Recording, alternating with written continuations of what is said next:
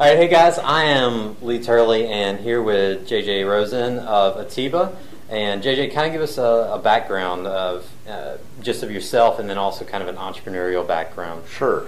I was, like we were talking about, I was born and raised in Nashville.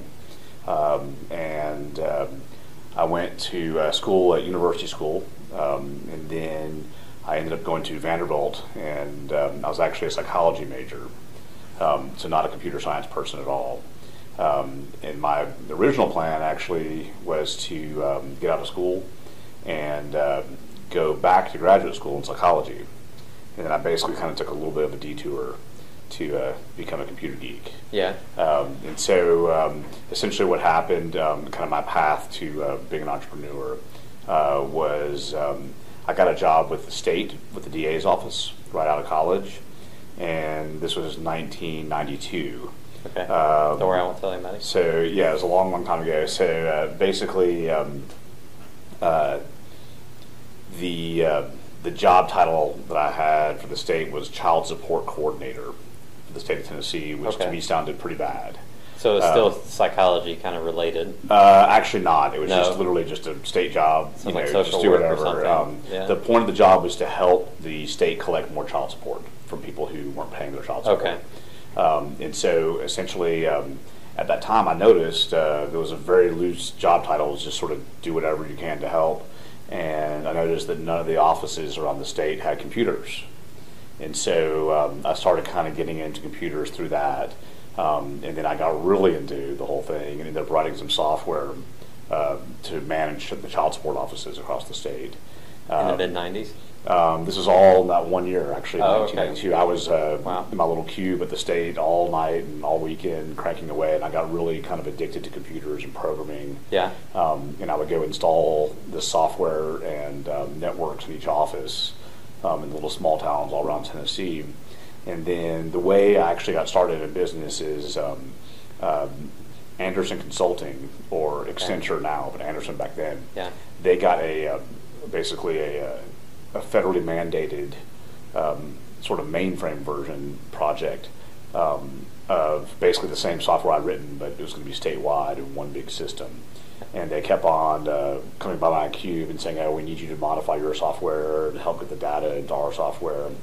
And I kind of started thinking that I was only 22, but I was making $6 an hour, and they were charging $200 an hour. Yeah. And I thought, well, maybe I can sort of contract to them, or at least get someplace in the middle. Yeah. And so that's when I just basically decided I'll just hang a shingle up and start my own little consulting business.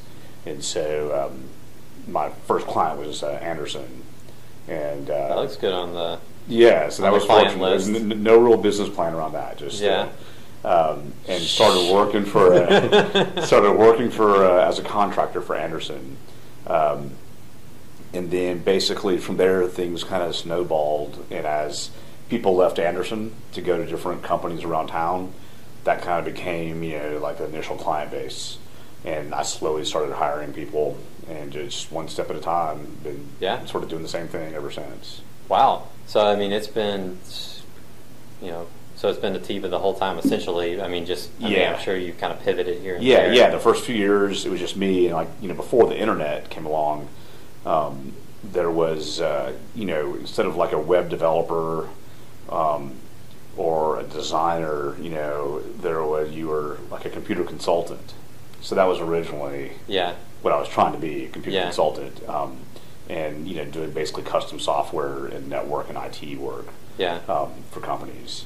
And then when the web started coming along, and then you kind of morphed from like a custom software to a web developer, so more from like a programmer to a web developer. Yeah, sort of same thing, really. Yeah, but just kind of different new aspects. Yeah, and so anyways, that's how I kind of got into this, and just basically been just working real hard, trying to do a good job. Yeah, and seeing where things take you. So how did you feel about, because the way you describe it as almost like the whole entrepreneurship, business owner thing just kind of fell in your lap all of a sudden. Well, do you view it that way? Well, sort of. I definitely had a degree of kind of make your own luck. I mean, I was working pretty hard at my job at the state, which kind of led me into this. Yeah. And but overall, I always knew I wanted to kind of eventually do something on my own. Yeah. And so when I was in high school, I actually started a little business just in the summers called Nashville Gophers. Okay. And we're basically like a errand running, gophering business. And I had all my friends and buddies kind of running around. And it was just a little small thing for the summer. But when I did that and kind of got that going, I started enjoying it. Started to realize I enjoyed that kind of thing. Yeah. And wanted to do something sort of, different and unique. And so I kind of knew I would get into something Computers eventually would definitely have been that at that point. Yeah, but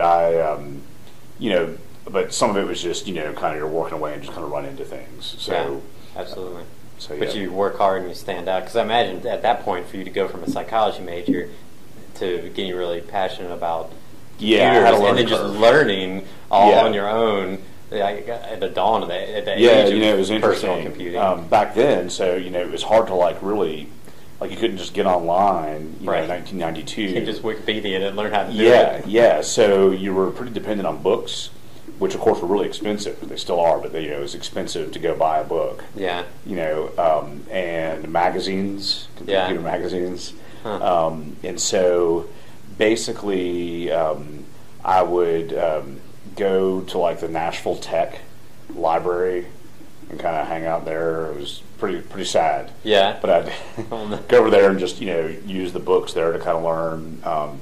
And then a lot of computer stuff is a matter I always kind of thought I wasn't a natural computer geek in high school or anything. And, I wasn't a math genius or anything like that. But a lot of it I find it's learnable. You just have to stick with it. Yeah. And if you can just get past that first couple of months, where you're there's no way I can do this.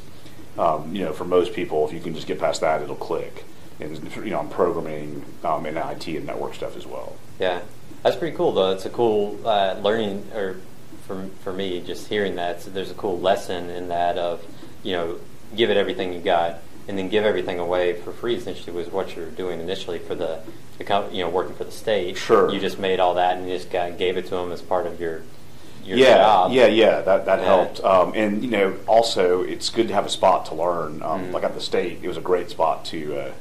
I was only there, I guess, for about a year, but it was a really good spot to learn. You had some resources, it was just a good way to learn and to, make it into something, as a step for a long-term goal. So yeah, and then the catch point though is knowing, because if you give everything away and you work really hard and you become very visible as someone that knows what they're doing and works hard and is willing to are capable of executing like you were. But then you had the wisdom to say, okay, wait.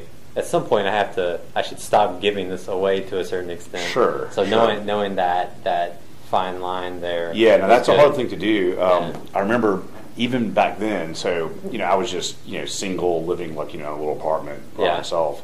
So I kind of figured when I quit my job, my real job, to have your own business, I sort of thought. I was a little worried about it even then. Yeah. But in the back of my mind, I thought, well, worst case, I could at least pay the bills. Yeah. And that also helped. I kind of figured I didn't have a lot to lose, and I had a plan B. I was going to go back to school if all else failed. And so, but I remember I talked to a friend of mine who had just started a business.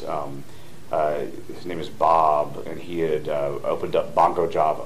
Okay. The coffee house across from Belmont, and he, had a normal job before that. He was a writer for a local paper. Oh, cool. And so, but had no experience in restaurants or anything like that really at all.